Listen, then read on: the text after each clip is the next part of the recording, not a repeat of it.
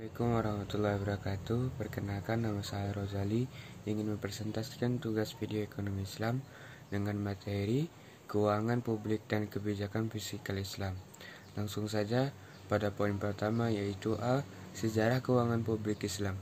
Sesungguhnya di Indonesia maupun di dunia Islam, pada umumnya terdapat dua aliran pemikiran sehubungan dengan sistem keuangan dan perbankan, yakni aliran liberal dan aliran fundamentalis.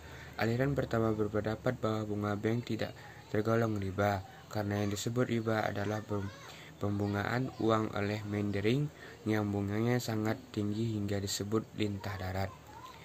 A. Menurut Hasan, seorang ulama terkemuka dari Persis, yaitu Persatuan Islam, berpendapat bahwa yang disebut riba itu adalah bunga dengan suku bunga yaitu tinggi, ad-afan mudha'afan. Muhammad Atta, ahli ekonomi terkemuka, juga berpendapat bahwa riba adalah bunga pada kredit konsumtif, sedangkan bunga pada kredit produktif tidak tergolong riba, karena uangnya bermanfaat untuk mendapatkan keuntungan. Mereka yang menghalalkan bunga termasuk tokoh Muhammadiyah, Kasman Songini Mujol, dan tokoh Masyumi yang pernah menjabat sebagai Menteri Keuangan dan Gubernur Bank Sentral. Bank Indonesia yang pertama, Saifuddin Prawinegara. Yang B. Ada karakteristik keuangan publik. Keuangan publik merupakan bagian dari ilmu ekonomi yang mempelajari aktivitas finansial pemerintah. Sering disebut juga sebagai public sector ekonomi atau public economics. Keuangan publik memiliki keterkaitan dengan aspek publik secara umum dan aspek publik secara khusus yang memiliki keterkaitan dengan negara. Di beberapa negara, pemaknaan keuangan publik secara sempit sebagai uang publik merupakan aktivitas finansial pemerintah.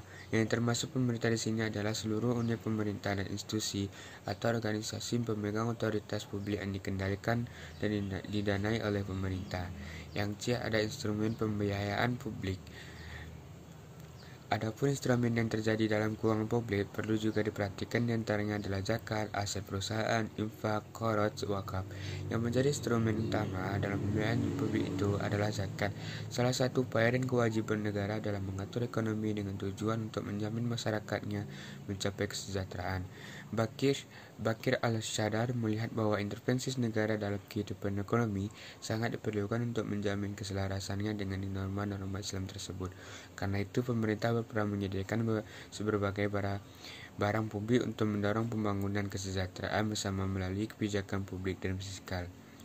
Mungkin sekian video ekonomi Islam saya. Lebih dan kurang saya mohon maaf. Assalamualaikum warahmatullahi wabarakatuh.